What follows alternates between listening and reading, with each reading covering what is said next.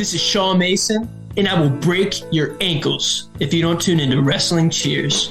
Taking your way in the world today takes everything you got. Taking a break from all your worries sure would help a lot. Wouldn't you like to get away? Sometimes you want to go where everybody knows your name, and they're always glad you came. You want to go where you can see that troubles are all the same. You want to go where everybody knows your name. And welcome back to Wrestling Cheers, where everybody knows your name, especially when you just debuted this year. This is Wrestling Cheers. We like to talk about things going on in Northeast Ohio independent wrestling scene. We preview shows, we review shows, and sometimes we have interviews along the way.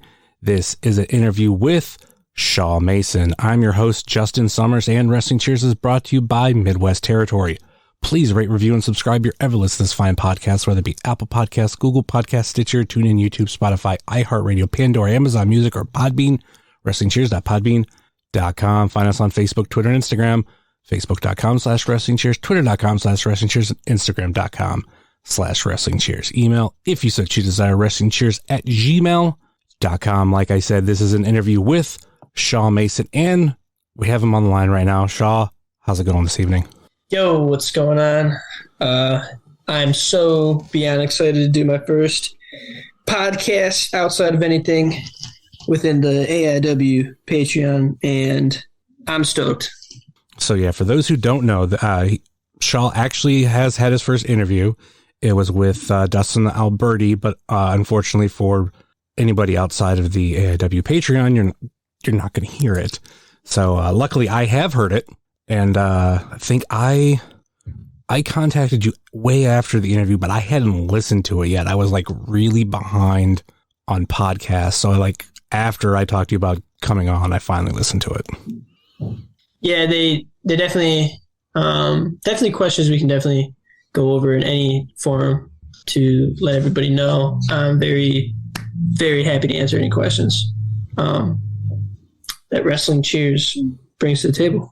So the great thing about doing an interview like this is the fact that if you aren't on the AIW Patreon, you haven't heard anything from Shaw. So I could ask any question, and that's kind of a very unique thing, the opportunity to have that.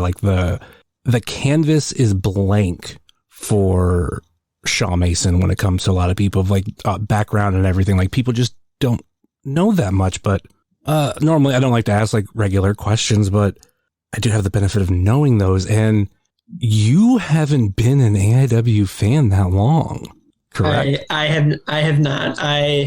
It was introduced, I think it was 2019, built the last couple matches that were on that was Alex Shelley, Swoggle, Lee Moriarty. And that was my first show. Shout out Vin Case, kind of got me to go there, longtime fan. And I just absolutely loved it. I loved everything about it. It was at the Odeon. Probably my favorite place to go is the Odeon. So a little bit of bittersweet moment there. That this may or may not be the last show at the Odeon. But I just remember, COVID happened, and then shortly after that, I had the opportunity to start training with AIW and just hit the gas pedal from there. Okay, you say 2019, but if I'm correct... Oh, yeah, definitely. Probably was after that. Built to Last was 2020. I believe that was the very first show of 2020. Yeah, I definitely think you're right. I keep saying 2019 as well. I'm wrong. I'm definitely wrong. I can see where you're coming from. It kind of feels like 2019 because COVID hadn't necessarily happened yet. Yeah. Maybe it would happen in certain parts of the world, but we hadn't gotten the shutdowns. And to me, that's what feels like 2020. And I think it was February of 2020. So whatever. It's cool. I'm actually trying to pull up the card for that show, which I just have to go to the Wrestling Cheers Facebook page and look at all the graphics that we posted for that show. But okay, Built to Last. Oh yeah, that was I forgot Swoggle was on that show, but yeah, that was Swoggle versus Super Oprah. Obviously you mentioned Alex Shelley and Lee Moriarty. Oh my god. Alex Shelley, when him and Lee went into the crowd, there was this fan next to me who like slapped the back of Alex Shelley, like trying to like get him to just cheer him on pretty much. Mm-hmm. And Shelley just turned around and said, like, who the hell touched me? And he's looking right at me, and I'm next to my girlfriend. And I'm not proud of it. Definitely ratted that guy out, pointed right at him. I said it was that guy. And Shelley goes, if you ever fucking touch me again, I will kick your ass. And then he tells Lee Moriarty he's going to help him get to New Japan. So I thought that was pretty cool. If you are listening, whatever. If you're listening and you were that person that did that, I want to know who you are. Because why would you be so stupid? Like, don't touch wrestlers. Yeah, dude, he almost got the brakes beat off of him. But that was a cool show. Definitely made me want to come back, and we'll give it to him. Wes Barkley, dude was phenomenal. Almost beat up a fan as well. He knocked the cup right out of his hands, and I was like, dude, that's awesome. I want to be like that guy. That's where that whole backstory from Wes Barkley came about. So shout out Wes Barkley. Wes Barkley's not on. He doesn't have a graphic. At least I don't have one on Wrestling Cheers for it. He could have easily been in an unannounced match. I don't remember. I think he just came out alongside of Bishop. Yeah, because Bishop was the main event. Yeah, in that huge, like, was that a 6-man? I forget what it was, but yeah, huge 6-man, and then the winner received an absolute title shot for a show that never happened. I need to apologize. Another thing that happened at that show. So, guys like Dom, a lot of people. Well, I'm a fan at heart. Mm-hmm. My indie knowledge and maybe some of my knowledge stemming back to older wrestling is very, very minimal. At least was. I'm obviously doing the best I can to learn more and more every day. Mm-hmm. And on that show, I remember I had a WWE title belt, and I'm walking back by the merch stand, and I'm just fixated on, I want Swaggle to sign my belt. And I did. I got it. And when I went up, at the time, I didn't acknowledge, like, Fonzie was Fonzie. Mm-hmm. And I was like, hey, I really want Swaggle to sign my belt. And it wasn't clicking who that was. And he thought that I wanted him to sign my belt. And I'm like, oh, no, Swaggle. And just like kind of looking back on that now, I'm like, oh my goodness. I just disrespected one of the, you know what I mean? Like one of the coolest guys in the building. And that's just a cringe moment that I have to tell. Yeah, I could see where you're coming from on that one, but at the same time, I feel like a lot of the fans that come to these shows, like not some of the fans, but like there's going to be some that like don't understand everything. They might not know who Fonzie is, or maybe like they knew who he was, but like they haven't thought about him in like a long time, so it just flat out doesn't click. So people at training always joke around and say, Shaw, I'm pretty sure you were just, working at the Exchange one day and went by the wrestling section and said, yeah, I could try to do that, thinking I have no, prior knowledge to the topic.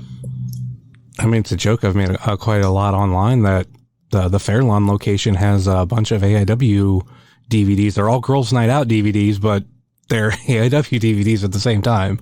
And I remember the first time I seen that, like I did a double take, like, what the hell is AIW DVDs doing here? And like, I've been to enough exchanges to know, like, that's not normal. I'm not going to promise anything. I would just say don't be surprised if you start to see more and more AIW merchandise within the Exchange, especially the Cleveland area Exchange stores. So no promises, but don't be surprised if you end up seeing it. Okay, that seems like a kind of a natural transition, because I do want to talk about the Exchange. Sure. Yeah, and it's partially because like I can't go there and like spend a little amount of money, like ever. Like I go in there, I'm searching around everything that I can think of to try to find or like see if which or what things I should buy, and like the metamorphosis of the Exchange over the years is insane. And then I've just over the past year, or maybe about a year or two, where I've noticed a lot more, especially a lot more wrestling stuff. Like actually, like it's almost like they're purchasing from Ringside Collectibles, because I've just noticed some things like, oh, you have this now, like especially the one by me. Like they have like one of their walls towards the ceiling is just nothing but wrestling stuff.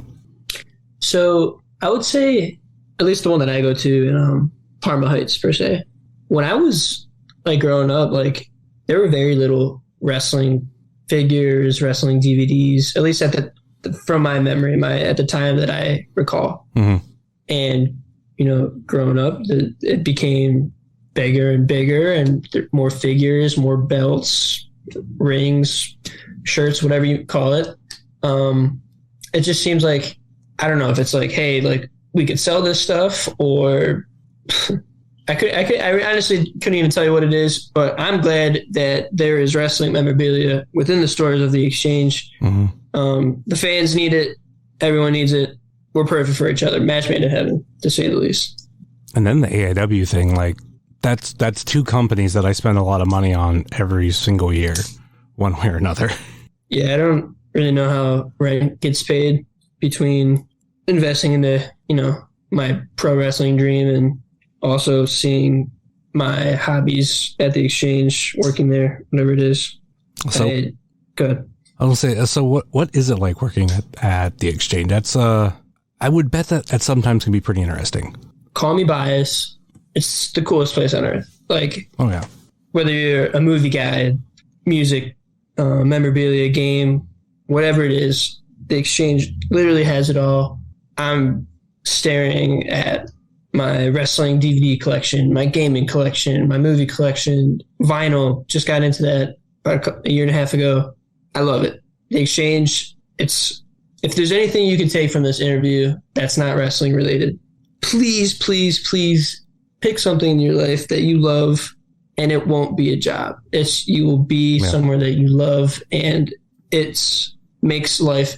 That is the only job I've ever had that I could work 9 to 9, whatever it is, and it'll fly by because the place is awesome.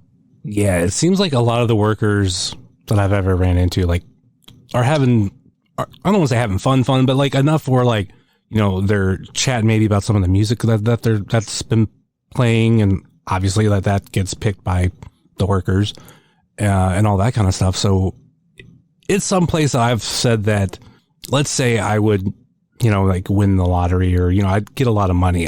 I'm the kind of person I would still want to work a little bit, but I wouldn't want to make it to be something that's like hardcore responsibilities and all that kind of stuff. I would work at a place like the Exchange because I like a lot of the stuff there. And like, in my opinion, they're, of the stores I've been to, because I haven't obviously been to them all, the three best are Parma, Fairlawn, and the one by me in Cuyahoga Falls. And the one, good. I was going to say the one by me didn't get as good until they moved locations, which literally was like, it's in the same plaza, but like 2 doors down, and they moved into a much bigger space. And like, they use that to like buy more stuff and fill it. And like, it's amazing. So fun fact, the Parma location is actually expanding into the unit next to it. So not only will there be more space, there'll be like more vinyl, you know, maybe there's going to be an empty case for something that I can't promise you. But I think it's going to be a really cool thing. Everyone there deserves it. The Exchange is for everybody. Biggest misconception is I thought I was going to be playing video games all day and opening cases for people. There's a lot more to the job, but I've learned, you know, people there are just awesome. Mm-hmm. So this is the shout out to the Exchange for just being the coolest place on earth. And you should go to it if you haven't checked it out. For the listeners, that is. The thing that I love about them is it's in a way, it's like a local record store. As in, like, there's ones that I do go to that are, you know, mom and pop type shops, but at the same time, with at least there's all these locations and all this kind of stuff, and being able to like go support a company like that is something that I do love. And the fact that there is just so much there.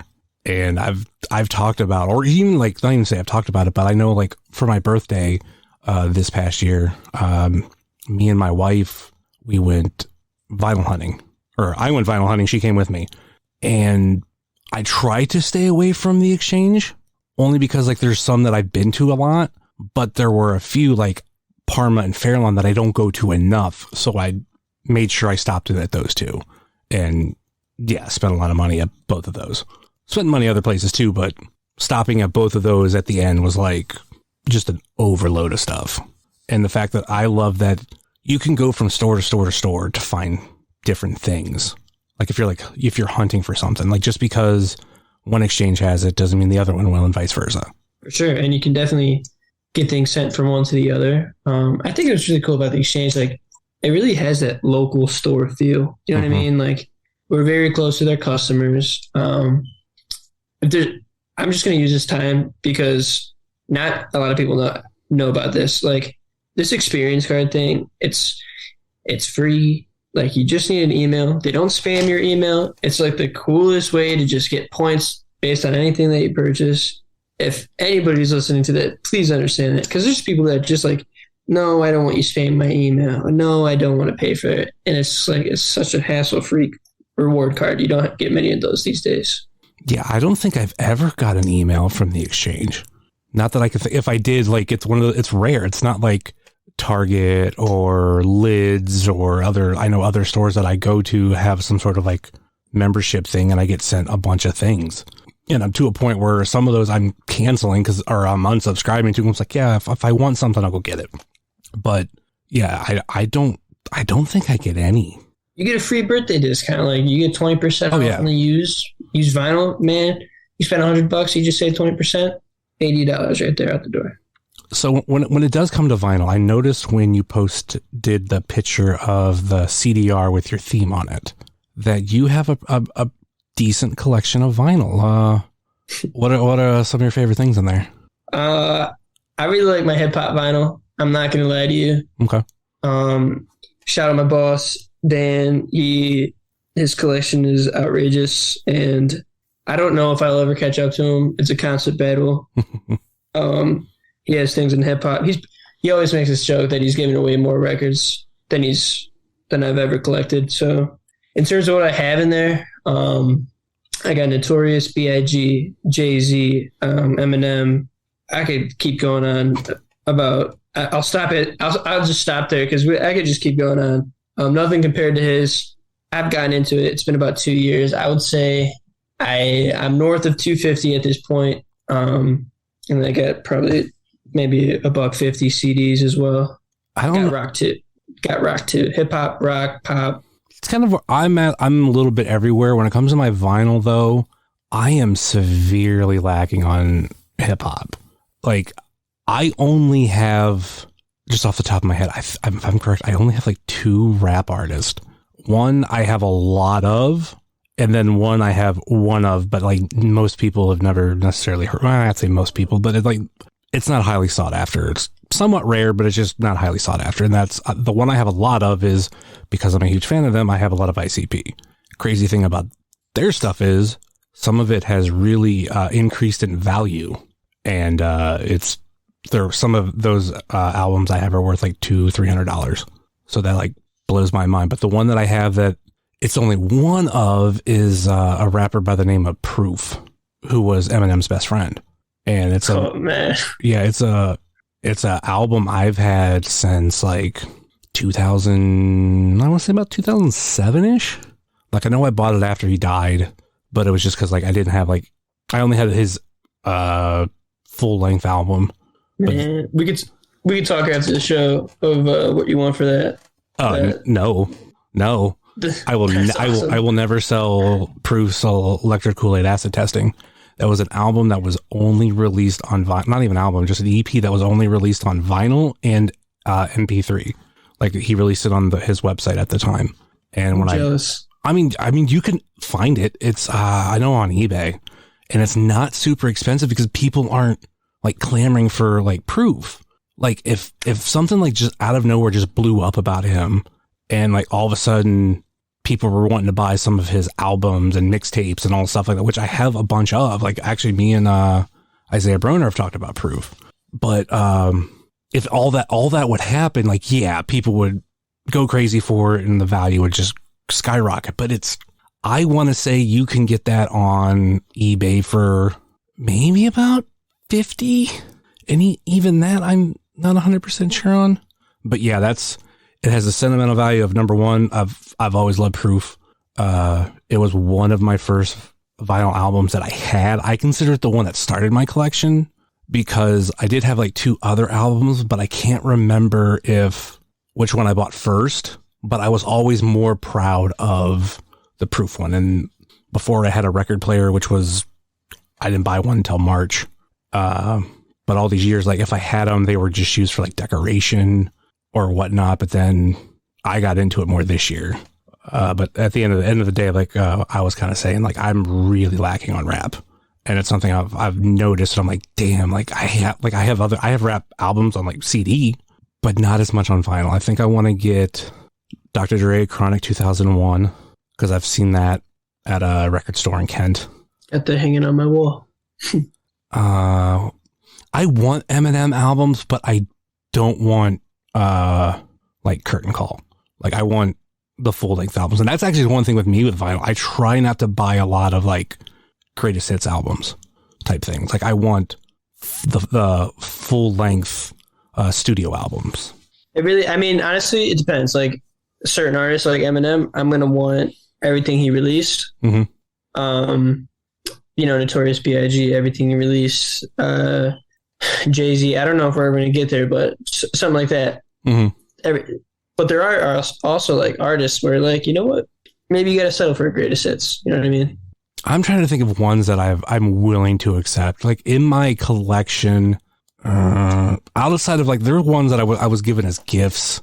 Mostly if they're older artists, like, and I mean old. Like I have some Elvis stuff. Like I don't have an actual like studio Elvis album. I have like greatest hit stuff. I have some Johnny Cash greatest hit stuff. Buddy Holly, couple other, like it's like people like that, to where like though their studio albums weren't as well known, but like definitely more modern artists. Like obviously I'm a huge fan of Kiss. They have a ton of studio albums, and I've bought a lot of them. I gotta take this time to shout out Members Only and Derek Dillinger. We were talking about music in the car, and we were trying to get Calvin G. Lewis to get a turntable, get into collecting vinyl. And I'm gonna make the joke saying, yeah, we're also trying to teach Malcolm Cambridge a little bit about hip hop as well. He'll tell you he knows a little bit about it, but I'll always mess with him and say that he doesn't. Big Earl Sweatshirt fan. For me, it's just like I love physical media in general, like even CDs or even cassettes. There's just something about holding the media in your hand and whatnot, especially like with vinyl, like having to like flip it and whatnot, and even like kind of like learning like sometimes you need to clean it and everything. I really need to upgrade my turntable though.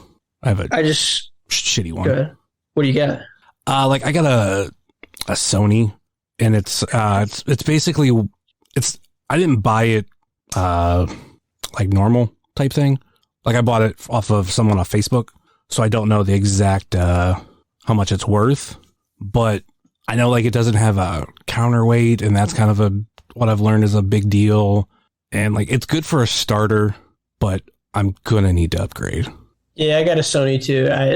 I'm looking into the Audio Technica. Same. Just gotta save it up. Just gotta save up some money. I want to go big or go home if I get a new turntable. I want to get it's a lower end Audio Technica, and I don't say lower end because there's those ones that are like $500-600, but this one's like right around $200, and it's I forget the exact number, but it has the capability of doing regular line out audio and Bluetooth. And like I have like with my setup, I have like speakers going into the, why am I blanking on what it's called? I'm really blanking on what that thing is called. But anyway, where I have like everything's plugged into it. The cassette deck, turntable, receiver. Sorry, I'm also pulling simultaneously. I'm pulling on my Discogs. I use a Discogs app to kind of same. Big Discogs guy now. fucking love Discogs. Like I've only bought a couple albums off there, but it is fun to keep track of things. Shaw Mason's a 5-star customer on Discogs. Gotta keep the sellers happy. I am also a 5-star. There you go. I think I've only bought 3 albums though. What was it? Metallica Ride the Lightning, a best of Frank Sinatra. So that's another one that I have. That's a best of, and one that I bought years ago was ICP's Great Milenko. That's one of those albums that's worth like $200-$300 now, and I bought it for like $70 maybe back then. But anyway, like with the Audio Technica that I want, I can have it go to my speakers, or I can flip it on Bluetooth. And what I want to do is get a new sound bar for our living room TV that also has Bluetooth, to where like maybe I want to listen to my music, but I want to listen to it in the living room and I don't want to like necessarily just blare my regular speakers. So I was like, I can turn on that. So that's like kind of a plan for me for next year. I want to do like tell you my top 5 within my Discogs based on maybe the median value. I won't go with the max. The max is kind of like a outrageous.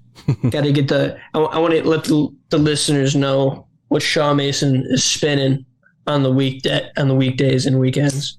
So I think first up, and I'll admit this one isn't in the best of condition, and very little aren't in good condition in the Shaw Mason collection. That is the Eminem Royce the 5'9" Band Meets Evil Hell the sequel, followed by the Notorious B.I.G. Life After Death 25th anniversary box set, Neo Year of the Gentleman, 50 Cent Get Rich or Die Trying, and then Jay-Z's The Blueprint 3.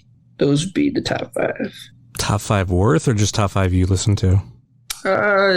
Top 5 worth, I would say. Do you just put your vinyl in there, or do you put your CDs in there too?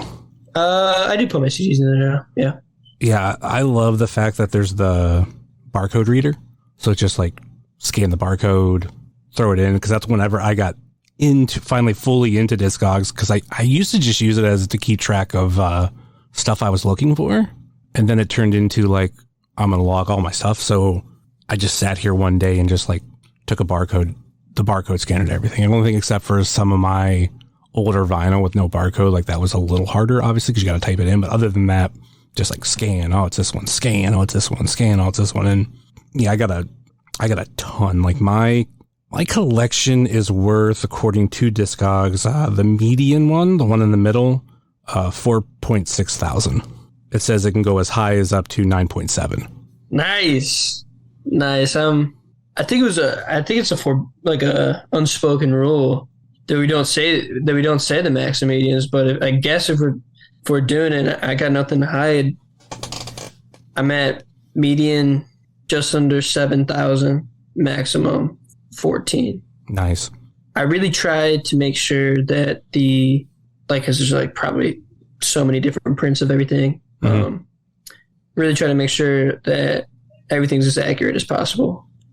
Some of them rock records that were released in Argentina under different labels are confusing sometimes, but I try to read the right number. Yeah, like when it comes to the vinyl, that's where it can be tricky, because like all the different like plants and everything, like back then, like 70s, like I've noticed that more with like Kiss, where it's just like, yeah, when this album originally came out, there was like, well, there was like this pressing plant and this pressing plant, and you're on like just on the like within the US releases, but it's a ton. So yeah, I try, but I know there's some that it's just like, there was something I bought not too long ago where, actually, no, I was going to say, I thought it was actually the one that I got a really good steal from the Exchange, where they sold an original version of Sublime's 40 Ounce to Freedom, which was changed on the re-release. Like there's a bunch of stuff. They took out like a whole track. They took off the end of one of the songs, and like there's different parts in different songs that they took out. And the re-release is not worth a ton, but the other one's worth a little bit more than that. And I went to the Exchange and got it for $7. And I wasn't necessarily looking for it. I just happened to like check Sublime, and the one of the biggest tells for me what it was, because I already owned a copy. The spine doesn't say like Sublime 40 Ounces of Freedom. It's just like a bunch of symbols. And when I seen that, I was like, oh shit. They don't know what they have. Shit, I better buy this. I'm glad that you got a deal. That's what the exchange is all about. But yeah, my vinyls, let me see. I'm just going to go with like some of my favorites because I don't like going by worth because I know like my ICP is some of the most valuable ones that I have. And then my Johnny Cash, The Legend of Johnny Cash, which is a best of record. I got it for a deal somewhere else and it was worth like $70 when I bought it. But I think I paid like $15, if that. See, like a Love Kiss. Michael Jackson's Thriller. Buying that on vinyl, that was I feel like a really good investment. System of a Down, Toxicity.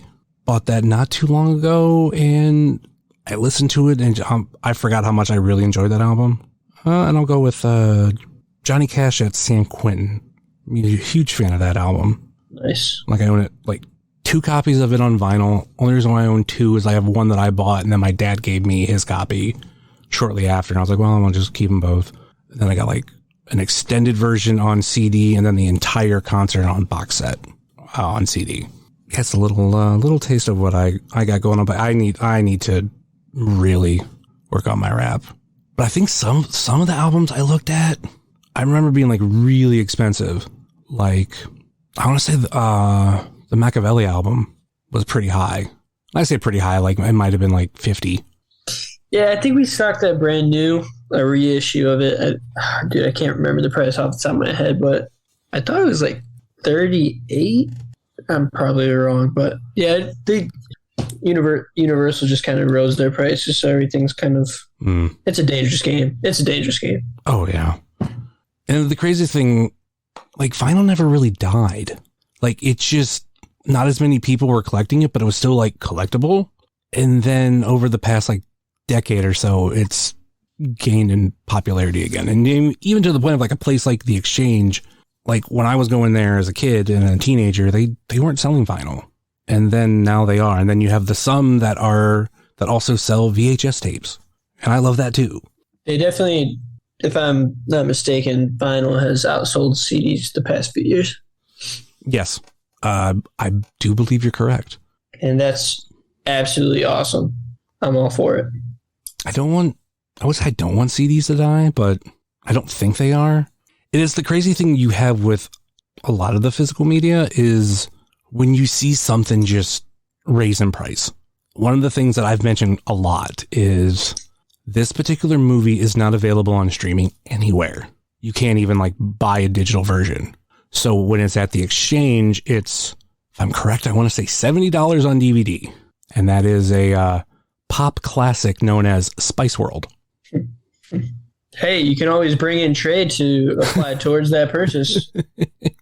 Speaking of CDs, though, you're always, coming out of training, you're always taught like, hey, always be prepared to have your music lined up with promoters so that they're ready to go, whether that be Apple Music, YouTube, Spotify, flash drive, you know what I mean? I had everything ready to go, and in addition, I had my entrance song on a CD. And some of the other wrestlers in training thought that was the most outrageous thing in the world, and it's funny. Nobody has a CD player in their side of the computer anymore anyway, but I always just thought it would just be good to have, maybe, I don't know. And it is now infamous in AIW. Shawn Mason's burnt CD. Have you had to use it yet? No, but I really want to. I really want someone to ask me like, hey, can we use that CD for your entrance? And then my life will be complete at that point in time.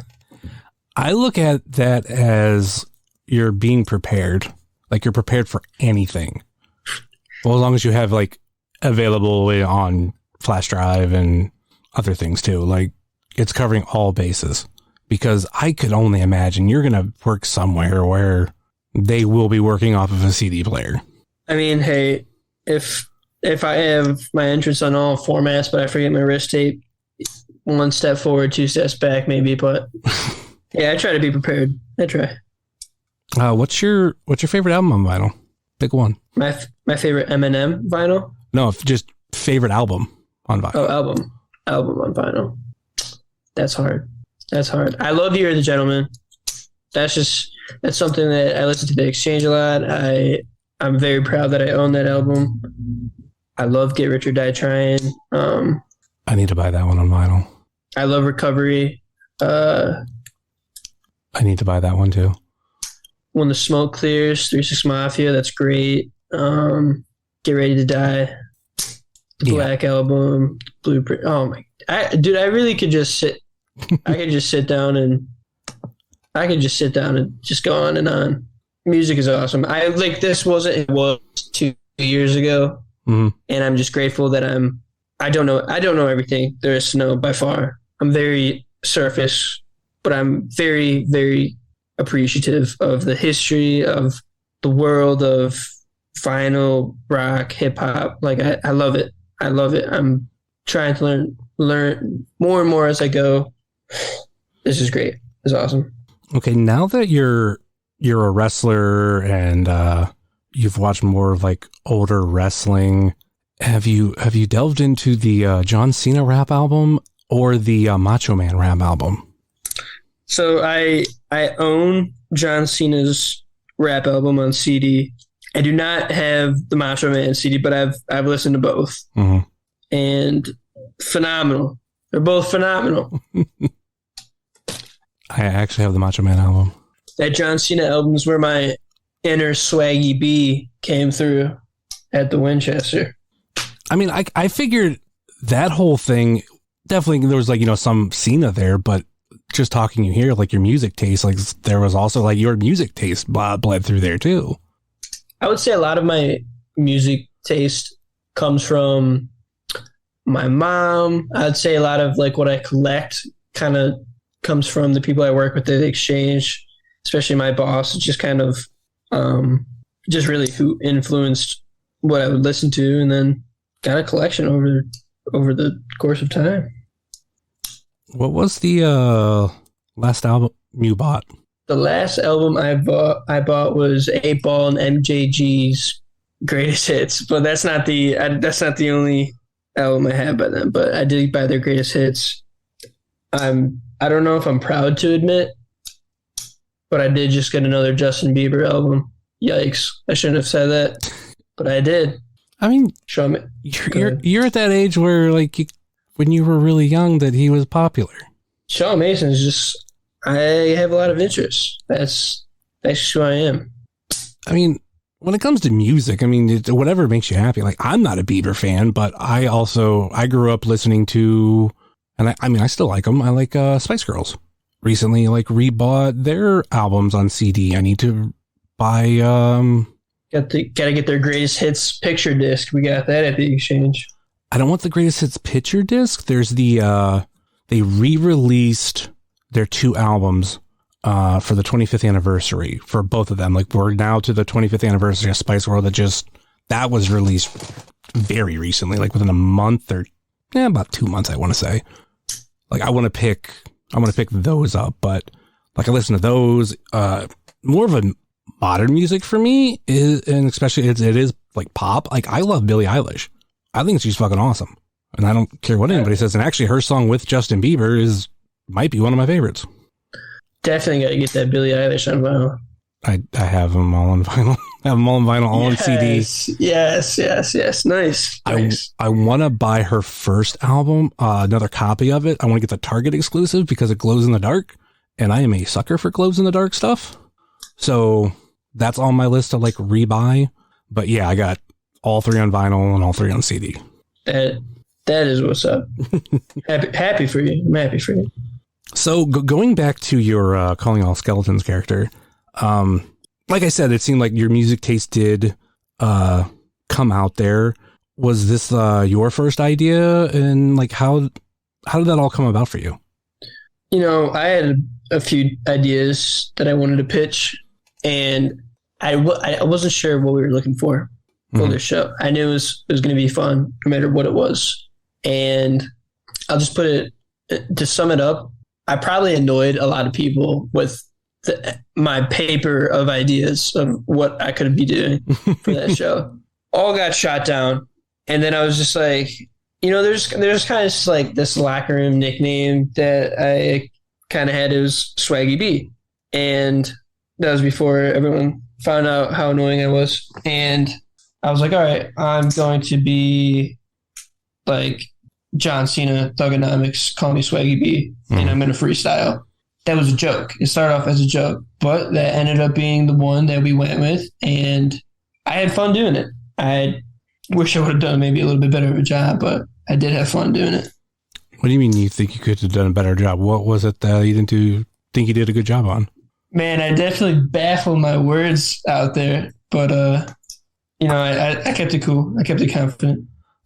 It was a fun time. I didn't catch anything in the moment, or at least nothing that I can remember, but I haven't gone back and rewatch it. You don't have to. You don't have to. The thing that I remember the most about that whole character, I don't want to say about the character, but it was like you coming out was obviously we don't know who everybody is, but when your music hit, the person that I believe who is your sister started to go nuts. Miss Frizzle at the Winchester. Yeah, that is her nickname now among us fans, is Miss Frizzle. Just because of that fucking costume, but which she killed up, by the way. But when she started to go crazy, I was like, oh, this is Shawn Mason. She felt that she should have, not surprising, she felt that she should have at least been nominated as one of the contestants for the winning of the costume contest. Yeah, there were a lot of people pissed that they didn't win. I mean, hers was like so spot on. Like, but what was it like? Was it all? Yeah, everybody that won was some wrestling related. Hey, she's the heart of the Shawn Mason fan base, and she has a lot of fun at the shows. And I don't hear a lot when I'm wrestling. Like, I hear fans, but like my focus kind of shifts. If there's one thing that kind of overcomes my mind during wrestling while in the ring, it's her in the stand. So shout out. She's always been like that. She's always been number one supporter, amateur wrestling, always been that presence in the stands. Yeah, her at Hell on Earth, and like, I don't know if it was someone she knew or just standing next to for your match. Like, they were a Cisco fan. So there was this like back and forth between them, and watching that was pretty fucking funny. So let's talk about it. Let's build the Cisco Shaw backstory even further than it already was. Obviously, we shared the wrestling room together.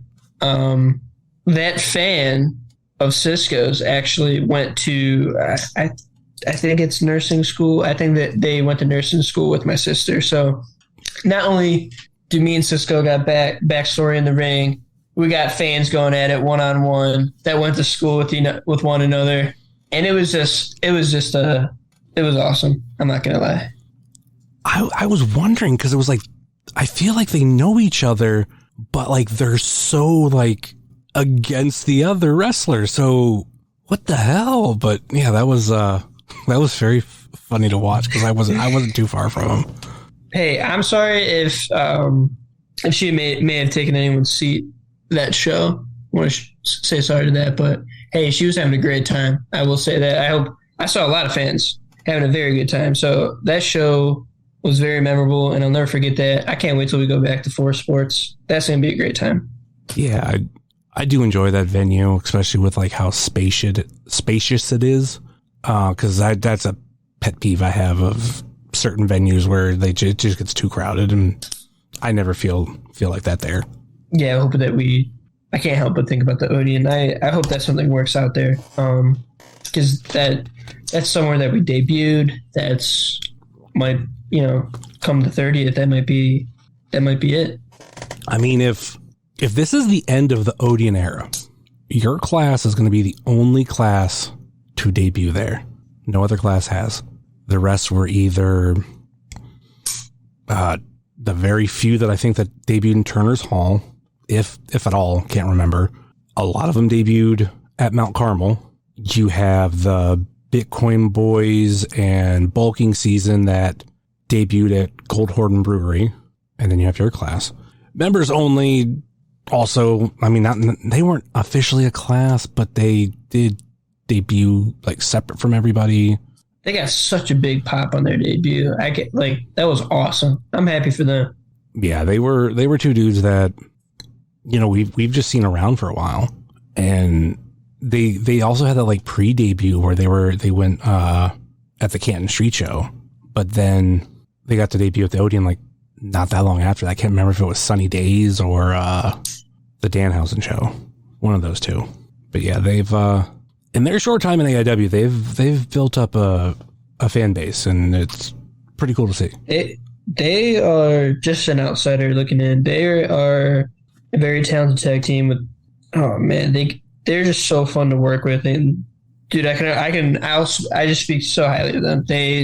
They're my buddies. Not gonna lie. How was that booking this past weekend? That was a pretty, I don't say a long trip, but I mean it's decent. Oh, we went out to Paradigm, Jeffersonville, Indiana. Yep, definitely. They're kind of like, it was loud to the crowd. It was good. It was good energy. Definitely got to wrestle some different people in different styles. Learned some different rules to that match. Definitely more of a shooter-esque feel out there. And I think I jumped pretty well. I'd definitely do it again. I'm glad I got the opportunity to do that. Yeah, when I saw you got announced for a match where it also contained Alex Kane, like I was like, oh shit.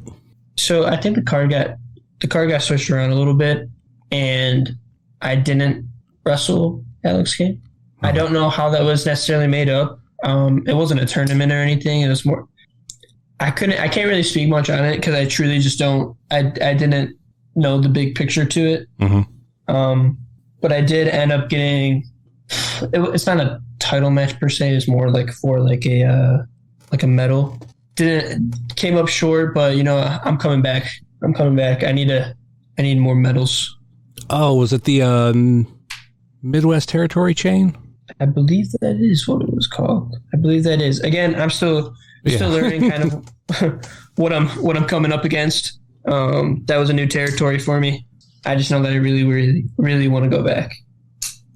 Yeah, one thing I've said about, you know, a lot of AIW students when I get to see them make those type of road trips and see them go out like further and further instead of like just this local area, just like Northeast Ohio or even down to Columbus, like actually get out further, get on those trips. Like it is really cool to see.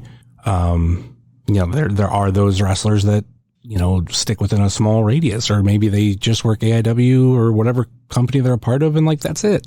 But actually getting out there, going down to especially Jeffersonville, like it's not the greatest, like it's not necessarily a big destination for a lot of people for wrestling. I mean, I went down there once, but you know, that was like my own little thing. I have a personal belief that I would seriously like sit down and think to myself, like I would wrestle anywhere, any stipulation, fans, no fans, you know, mountaintop, underground, whatever it is. Like, I just want to wrestle. I love just being in the ring. I love everything there is about the sport. I don't, you know, we were kind of also trained at AIW, like, hey, there's just no match too big nor too small.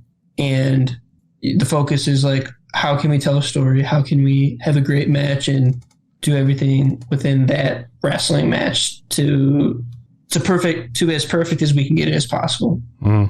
If you take that mindset, like, hey, you're willing to work hard no matter whatever you're doing, even if it's not in the ring, if you just being a part of that show, like, I'm going to be the best at ring crew that day or something. Like, that's the kind of mindset they kind of really trained us to have at AIW. So I truly just I love traveling with the guys. I love wrestling. I love, like, this is my life now.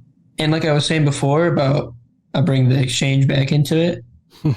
I personally don't do things in my life that I don't want to do. Like I everything that I do it because I love. And I truly like, why wouldn't you do that? We're not here that long. So that perfectly relates to traveling to anywhere in this country. I would wrestle for, regardless of what the stipulation is. I absolutely just want to wrestle and wrestle as much as possible. That is my goal. And that's a great way to start off, you know, like just knowing that you want to get out there. And obviously, you know, I became a fan from as soon as you came out, and yeah, I'd want to see more of that from you. And shout out to all the people that put up with me on car rides. I say some crazy things, partly just the, you know, icebreakers, and have funny stories to tell. Just shout out to everyone bringing me and giving me the opportunity to wrestle with them, because I will give you 110%, and I'll never forget the people that helped me along the way. I hate to bring the show down, but you know, we got the show at the end of the month. You're going against Filthy Tom Lawler, Jet Black New Year, but it's not necessarily this show that I want to talk about. It's the anniversary of the day before. It'll be the 5-year anniversary that since you lost your mother, and like that's something that I kind of relate to. Unfortunately, you lost yours at a much younger age, and your mother was only like 2 years older than me. So that like my heart goes out to you on that. Like, what, you know, tell us about your mom. What exactly happened? Man, if you think I have any place in a wrestling ring, you should have met my mom. My mom was the light in every room that she went into. She was so beyond funny.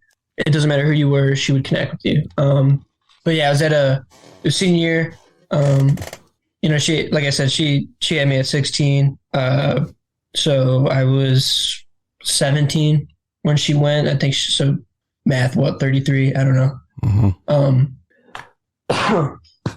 So it was a senior high school 2-day wrestling tournament. Night one, I weighed out. We went to go get Chipotle, whatever it was, and she unexpectedly passed away, and everything just changed. Boom. Like it was never the same. Stone cold life changed. Mm-hmm. I had the family, the support system. We got through it. And I really just used her as motivation. Like, you know what? She constantly told me like, hey, like I shouldn't be here. Like people wanted to give me up, whatever it was. I essentially shouldn't be here. And I always just kind of made it my goal. Like, I'm going to show them like, you did this for a reason. You had me for a reason, and you took care of me. Mm-hmm. So this is me. Everything I do is really just trying to like pay tribute to her. You know what I mean? Mm-hmm. So when I say she's my motivations, I mean it. Like having a kid at 16, being kicked out, and me physically like I'm about to graduate college. Mm-hmm. I'm going to be a teacher. I'm trying to fulfill my dreams in pro wrestling. Like I would say that's all just a shout out to her. Mm-hmm. And man, I really hate to put Tom Lawler on spot like this, but come January 30th, I'm not leaving purposeless. Mm-hmm. I'm coming out with the win, and I'm going to do that in her name. And I'm just sorry that Tom Lawler is going to have the other end of that stick, but that you don't really get between family. So sorry, Tom. Yeah, I'm looking forward to that rematch. Seems like you've had a lot of rematches, but I remember when the first match of this was announced, I was like, oh, fuck. We're throwing Shawn Mason into the deep end already. He's going up against Filthy Tom. That's a pretty notable opponent. And now you get a second shot of him at this show, the last show at the Odeon. You know, I'm very grateful that I got that opportunity. And to me, this is like, hey, what is this kid going to do? Mm-hmm. What can he handle? And I can't really think about anybody right now. I just got to think about, unfortunately, myself in the situation. And I was trained for this, right? AIW trained me for this moment. I have all the tools I need to step up and put on a show. I'm ready for this. I haven't wanted anything more in my life than this moment. And I'm not trying to like sound cliche or anything, but like throwback to my debut, I was made for this. I really, really truly believe that. That's Shawn Mason. Shawn Mason was made for these types of moments. I need to go back and watch your debut. It's been a while since I've rewatched any AIW show, especially with, streaming rights changing recently. But I kind of want to relive that whole show and see, re-examine all your first matches, or at least the ones on TV. And just, I know you and fucking, crap, why am I blanking on his name now? Tall dude. Sam Holloway. Yeah, okay. Kept wanting to say Sam Shaw. Nice. But that was mostly, that's like, for those who don't know, Samuel Shaw is now Dexter Lumis. And I'm like, I know I got Sam right. I know that's that. But yeah, Sam Holloway, like the sections you both had were fucking crazy. And then when you're in a match together on night 2 of JLIT, it was even worse. Man, the debut itself against Wes Barkley was just so surreal. It was so awesome. And I tried my very best to take it in at first, but you can only do so much because, that's your first time out there. But that the 6-man that we were part of, yeah, that was so fun. It was like we all went out there, all 6 of us, or 5 of us, six debut. Mm-hmm. 6 debut. We had so much fun out there, and we performed I would say we performed pretty well.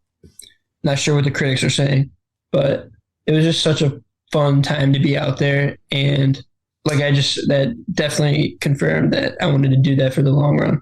I think kind of the benefit is you had your debut match, and that kind of potentially shook off any jitters. You just had your one-on-one debut. Okay, now all 6 of you go back in the ring and wrestle each other, to where I feel like that could definitely be an easier match for all of you, because you've already had the pressure taken off. Now you're all going to be in the ring together, which for most of the debuts, they were all in one, all the students were in one match. But instead this time you guys got more experienced opponents. And I do like that there was kind of a backstory with you and Wes too. Yes, there is. There definitely is a backstory with me and Wes. And that guy told me crazy amount. There's so many people I can thank. We won't make that a podcast of what this is. The list is endless, top to bottom. I will make an effort to say those 6 debut guys in that ring are so talented, very hardworking, and much deserve all the recognition in the world. And I just want to give that to them. And shout out to all the people that has helped us get there. This company is so special. But we won't make this let's thank everybody and glue them on. We won't do that. We'll keep talking wrestling. Well, we've gone on for over an hour, so there's only one thing left to do.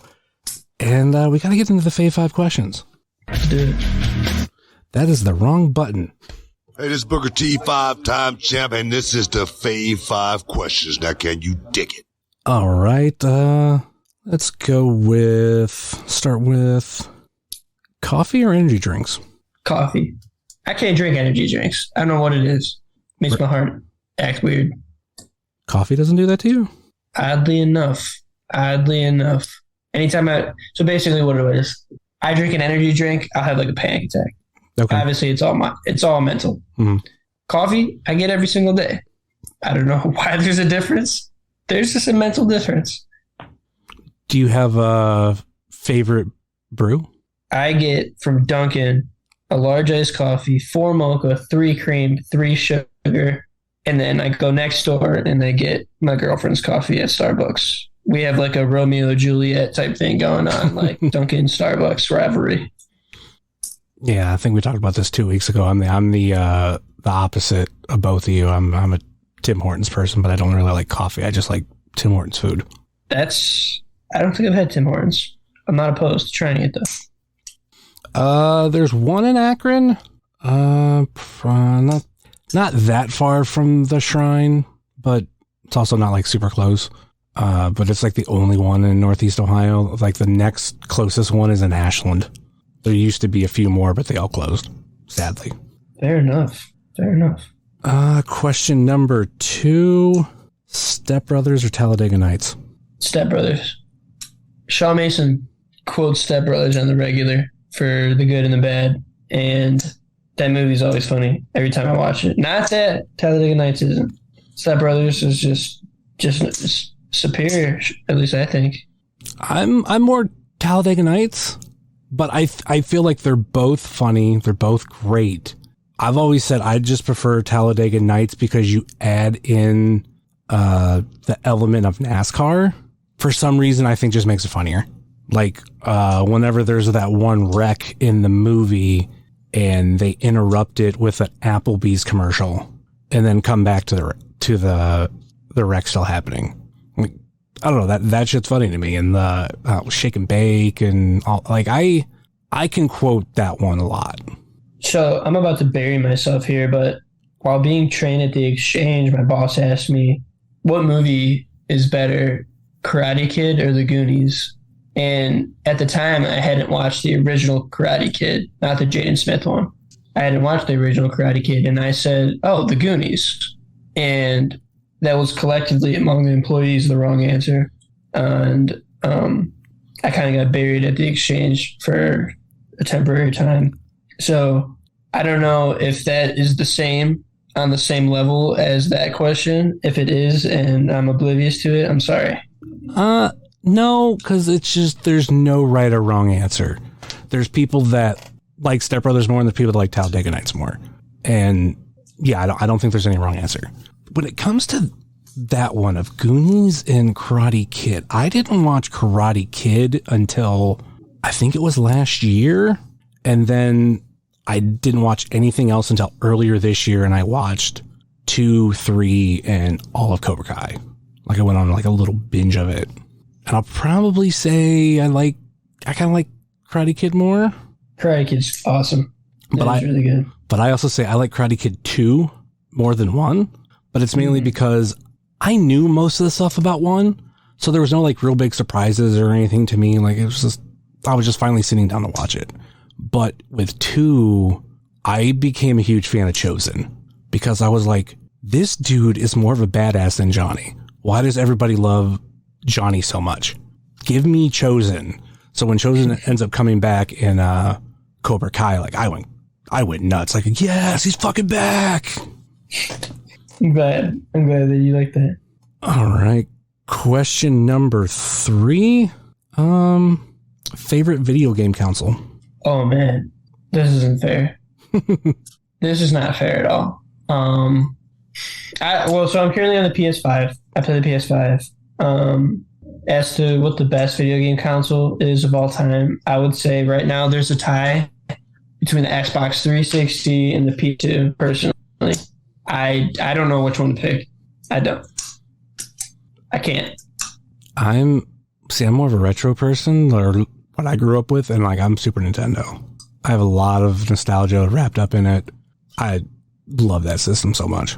I don't know if this is one of your questions, and if it is, I'm sorry to jump ahead. Along with the system, I need to tell you, I need to advocate what my favorite wrestling game is. I already know what your favorite one is, but you can tell everybody else. Okay, my favorite wrestling game is WWE SmackDown vs. Raw 2007.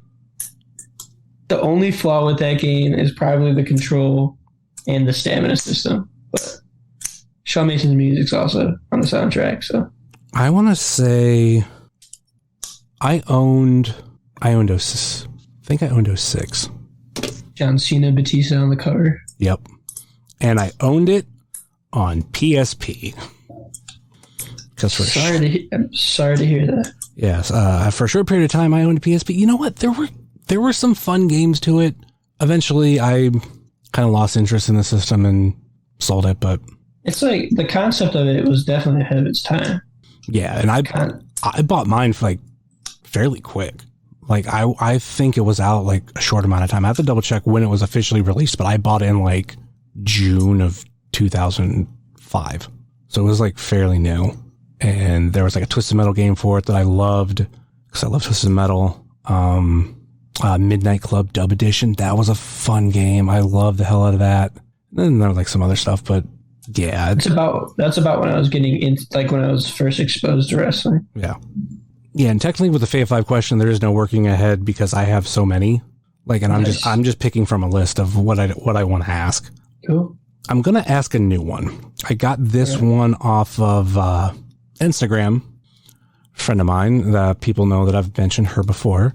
Went to school with her. Former UFC fighter Jessica Evil Eye. She posted this question on her Instagram story, and I'm like, this is a good question. Fries or tortilla chips? That is interesting. And I would say it's, what are you eating it with? You know what I mean? So like tortilla chips. I mean, yeah, Are we doing? Go ahead. I mean, when it comes to fries, like there's different kind of fries and, what are you dipping it in? But like when I think tortilla chips, like I think the ones that you get at Mexican restaurants, the ones that are fresh, and I, like most people, have a hard time putting those down. Like even when you're like, okay, I'm not going to eat anymore. 5 minutes later, you're eating more and you're like, what, why did I do that? I said, no, I'm done. Like it's addicting. Like chips and queso or like Tostitos and like salsa, like they're so good. Like I can't put those down either. But fries, like if I get my plate, maybe I'll eat like a bite of whatever I got, but I'll eat the fries like automatically, eat until they're gone. It's like one of the first things I eat. So I don't know. Again, is that a tie? That really depends. I got to answer. I can't keep saying tie. I'm going to choose. If I had to choose one the rest of my life, ooh, that's so tough. Maybe fries. I'll just go fries. Yeah, fries are a little more versatile too, but I kind of lean more towards tortilla chips, but it's only because, like I said, there's that impulse of when it's in front of you to just like you just eat it without thinking. Oreo chips and queso is amazing, and I think about it a lot. I need to go to a Mexican restaurant soon. I haven't been to one in a little while. All right, question number 5. Let's go with, this is a classic one. Wings, bone in or out? I feel like this answer to this question will determine who lets me travel with them on car rides. Potentially. I would say overall taste, bone in is substantially better. Mm-hmm. But I find myself, for convenience purposes, ordering more boneless. Like if I'm on the go or at work, I'm going to order boneless so I can just eat them quickly. Whereas if I'm like invested into a Browns game, I'm going to sit down and get boned in because like I don't care what the barbecue sauce, where that goes. So if I had to choose one, it's so convenient for boneless. Man, you know what? I'll die on this hill. Boneless it is. Okay. What place has your favorite wings? That's a great question. Okay, I'll give you Wingstop. I get a lot of boneless barbecue wings at Wingstop. However, there's this hidden gem, the Valero gas station in Palm Heights on Pearl Road, right by the Exchange. Actually, they make these excellent boneless wings. And they always get cheese fries with them. Just a great little combination. Next time I go down that way, I might have to. They have like their own little diner.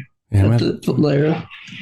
Might have to try that because I work off of a road that's off of Pearl, but it's in like Strongsville. Nice. What's your favorite sauce? I always get honey honey barbecue. Some form of barbecue, whatever the barbecue one is. That's kind of same thing for me. Like barbecue is my go-to, and that'll determine whether I like it or not. When it comes to my favorite place, I used to always say Quaker because like I love their barbecue. Like their barbecue is hands down my favorite. I go and buy bottles of it to keep at home, which I gotta go buy some because I'm out. But hands down, love it. I've noticed lately I don't like their wings as much. And I've now leaned more towards Wingstop, but I prefer Quaker's barbecue sauce, but the overall food and wings at Wingstop just better. I would pay to watch an AIW. I don't know if I'd do a whole show, a match or a show where both wrestlers ate like the hottest wing known to man and had a wrestling match. So basically, it would be like Hot Ones, but they wrestle in between. It'd be brutal. As a wrestler, that'd be absolutely terrible. Well, especially like having some of that sauce on your hands. Oh man. So you know you're going for like an eye gouge at least once. Hey man, if the ref's not looking, that's not the Shaw Mason way, but can't say for the fellow locker room. All right, question number 6 that I tailor around my guest for you. Since you use Discogs, what are some notable things you got on your want list? Let's check that out. My want list. Because that is one thing I love about Discogs is I will like keep track of stuff that I want. So when I go to places like the Exchange or certain record stores, I am going through that list and looking to see if I can find what I'm looking for. I have Bone Thugs and Harmony, Strength and Loyalty, Soldier Boy, I Soldier Boy Tell 'Em. I could have bought this today, Tribe Called Quest, Low in Theory. I have a lot of Jay-Z ones that I want in here. They're just really expensive. This is a fun one. Lonely Island, Turtleneck and Chain. That's a cool one. On vinyl? Yeah. Oh, if I ever find that, I might buy it. Because I do like that album. Ranging from like $39 to $40. I need Liquid Swords on vinyl. But yeah, it's just a lot of Jay-Z on here. Some Wu-Tang Clan. Yep, that'd conclude my want list. Let me see. I'll share some of mine. I'll go through here real quick. I'm not obviously going to say everything. I did mention, I want Billie Eilish's When We Fall Asleep, Where Do We Go? The Target exclusive that Glows in the Dark. I want the single version of No Time to Die, because that's actually the song that got me into listening to her, because I like Bond themes. Like I always like whenever they released it, each song I would try to listen to it. Like the one that probably like really, really kicked it off for me was Adele Skyfall. And then I remembered I remember when the Garbage theme came out, which they did The World Is Not Enough. And I was kind of like that. So when I heard like this was the one that for No Time to Die, I'm like, oh, let me listen to this. I'm like, oh, like this Billie Eilish is like pretty good. Let me go listen to some of her other music, and boom, I became a fan. I have the 45 for the Super Bowl Shuffle by the Chicago Bears. That is a really cheap record, and I'll probably never find it in person, but I eventually I will pull the trigger and finally buy it. I actually have some local bands that were around when I was growing up. I have them on here. Most of the time they don't show up, but I have it in here just in case. A band called Hate Theory and a band called Dolly Trauma. Go past my ICP. I know people don't really like him right now, but I do want Kanye West 808s and Heartbreaks on vinyl. I want it on CD too, because I don't have it at all. But yeah, I think on vinyl would be awesome. Ooh, Kool Moe Dee is definitely, I need more of Kool Moe Dee on vinyl. The Batman soundtrack, which is basically a Prince album. So I want that one.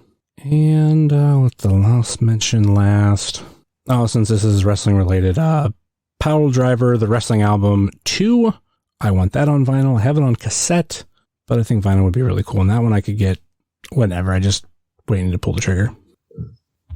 All right, that'll do it. Any final thoughts or last minute plugs before we go? Well, I just want to say thank you for letting me on this podcast. I mean, this is my first one, I would say, and I'll do it again anytime you want, for sure. Shout out the Exchange. Shout out AIW. These guys, wrestling is a great world. I'm glad that we all get to share the same interests. Come December 30th. December 30th? Yeah, December 30th. We're going to have one hell of a show for this, what may be the last Odeon show. We're bringing the heat, and this will be a must-see show. That's all I can say for that. Gotta show up and find out. You want to throw out your social media? Yeah, follow me on social media. Instagram, Shaw Mason Wrestling. Facebook, Shaw Mason. Twitter, Shaw Mason _. That's all I got for you on the socials. And Of course, you can find myself at jsummers330 on TikTok, Twitter, Instagram, and Hive, much like you can find the show on Facebook, Twitter, and Instagram.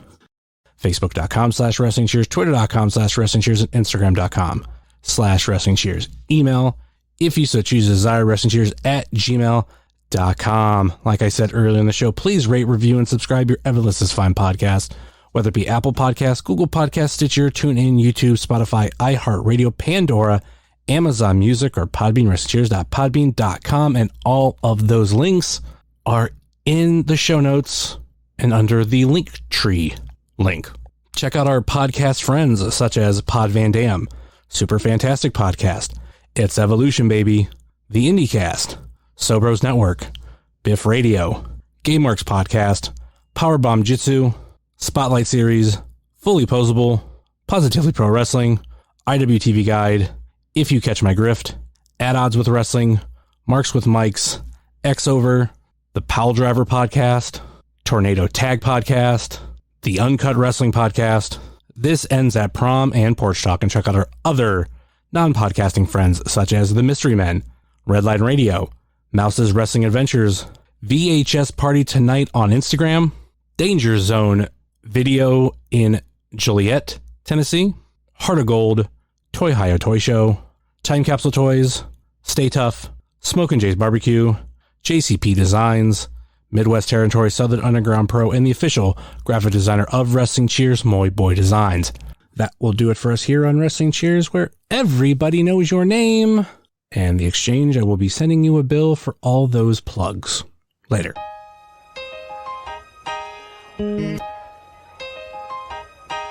It's the Wrestling Cheers. Get up on your feet, brightening your day in the middle of the week. And you gotta love the show. Yeah, you know it holds a title for the best podcast. Talking wrestling in Ohio. Finishing a cold one, take a load off. We ain't all about the prohibition like Josh, so we cheers. And then we sit back. Other shows are in the trash, kinda like they Nick Stapp. Like the name is Matt Justice, wearing all the gold. Wrestling Cheers is coming to a close. The #1 podcast going in the game. And one day everybody's gonna know the name. It's the Wrestling Cheers. This is Platinum Max, signing off. Ohio, good night. The world, good night. We love you. We'll see you next week.